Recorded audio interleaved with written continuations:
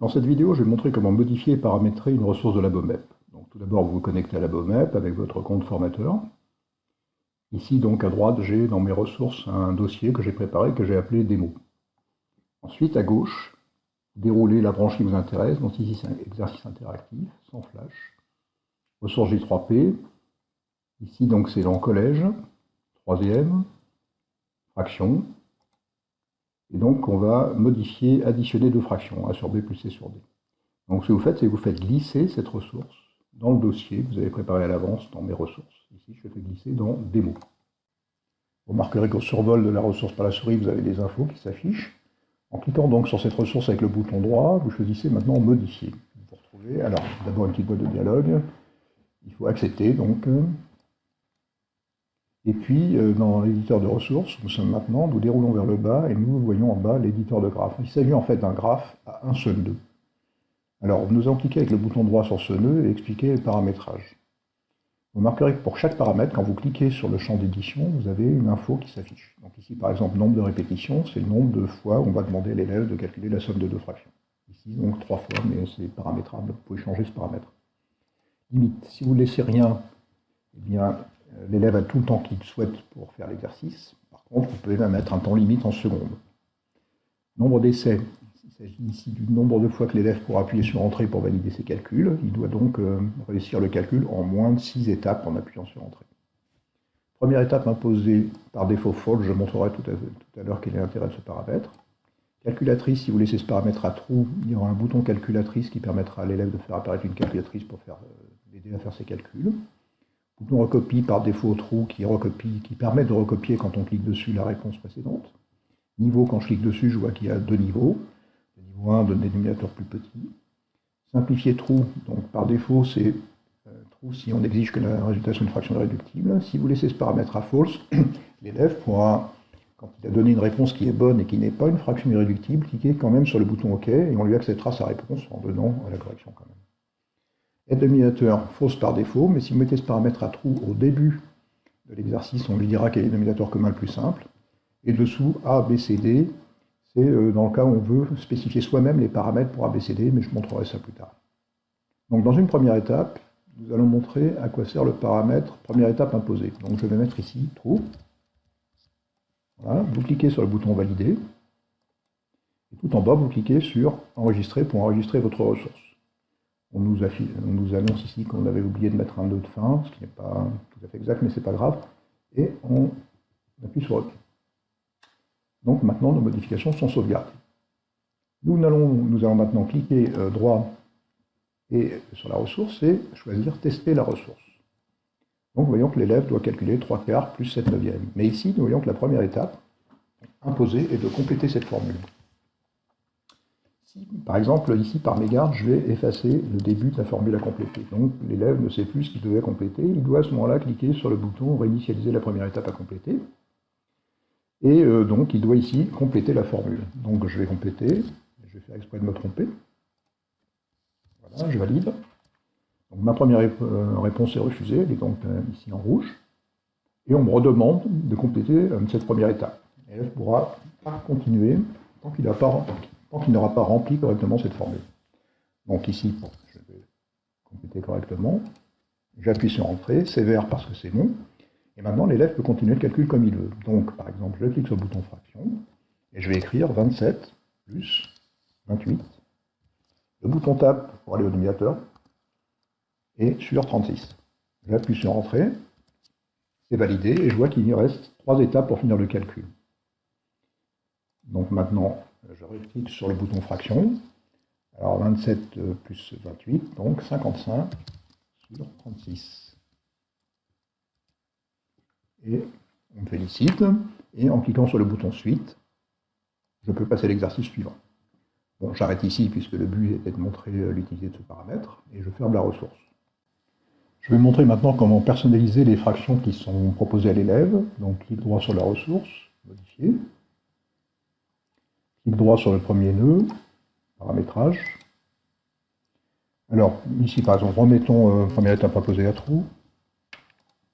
Et puis en bas, Nous souhaitons par exemple que B soit égal à 2, à 3 ou à 5, de façon aléatoire. À ce moment-là, nous mettons entre crochets 2.3.5. On peut mettre aussi des virgules. Et puis, pour le paramètre D, nous voudrions qu'il soit le double de la valeur de B. À ce moment-là, nous rentrons 2 étoiles B. Je valide, j'enregistre ma ressource, je clique dessus avec le bouton droit, je teste ma ressource, et je vois que ici, le premier dénominateur, donc B, a été un 2, et que ici j'ai bien son double. Si je ferme ma ressource, une nouvelle fois, vous voyez ici par exemple c'est un 5 et le deuxième dénominateur est un 10. Donc je ferme la ressource. Un dernier exemple de paramétrage, donc je clique à nouveau avec le bouton droit sur la ressource, modifier. Alors cette fois, donc je clique encore sur le bouton sur le 2.1 avec le bouton droit, paramétrage. Ce coup-là, je vais donner comme limite 60 secondes, donc 1 minute à l'élève pour faire l'exercice. Et puis, tout en bas, comme dénominateur, je vais choisir, donc pour B, 4, 8 ou 12.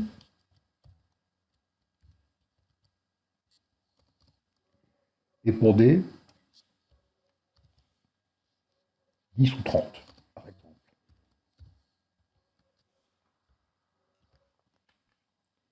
Je valide, j'enregistre ma ressource, clique droit sur la ressource pour la tester. Alors ce coup-là, vous voyez que en haut, j'ai une barre de progression en rouge, et en bas, en haut à droite aussi, je vois le temps restant. Donc si l'élève n'a pas répondu dans les 60 secondes, à partir du début, sa réponse sera comptée comme fausse. Je ferme l'aperçu de la ressource. Alors cette ressource, comme je l'ai personnalisée, je peux donc cliquer dessus, modifier.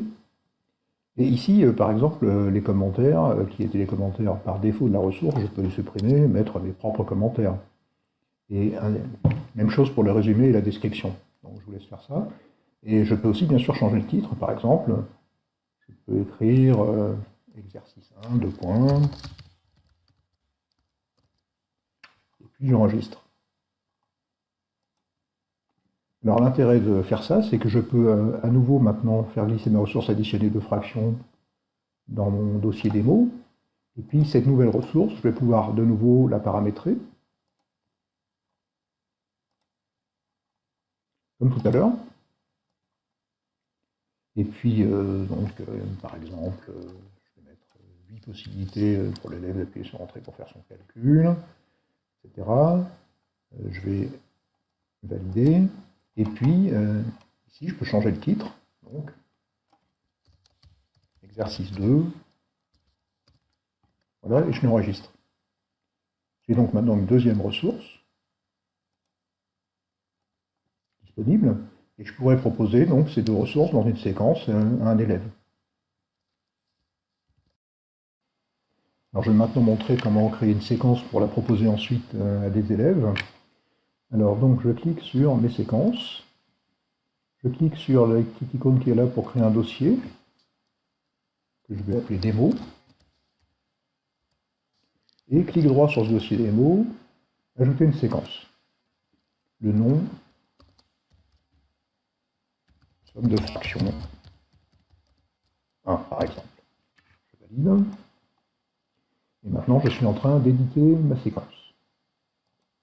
Alors je clique à droite sur mes ressources, et je vais donner l'exercice 1, donc que je fais glisser dans série, suivi de l'exercice 2, donc que je fais glisser aussi dans série. Et puis maintenant pour les élèves, ici j'ai qu'une classe fictive, donc à gauche, là, vous voyez, par exemple si tout à l'heure j'étais dans ressources, maintenant je clique sur classe, j'ai une classe fictive de 3e, et dans cette classe j'ai un élève que j'ai appelé test élève. Je rajoute donc cet élève dans élève de la séquence. À noter aussi que je pourrais, si je voulais, faire glisser une classe entière dans cette séquence. Vous voyez ici que je me suis trompé sur le titre, je peux le modifier, bien sûr. Voilà, ma séquence est prête. Donc je peux cliquer sur cette icône pour la sauvegarder. À partir de maintenant, donc, si je clique sur mes séquences, Je vois ici somme de fractions. Mon élève, quand il va se connecter, verra cette séquence qui lui sera proposée. Voilà, merci d'avoir regardé cette vidéo.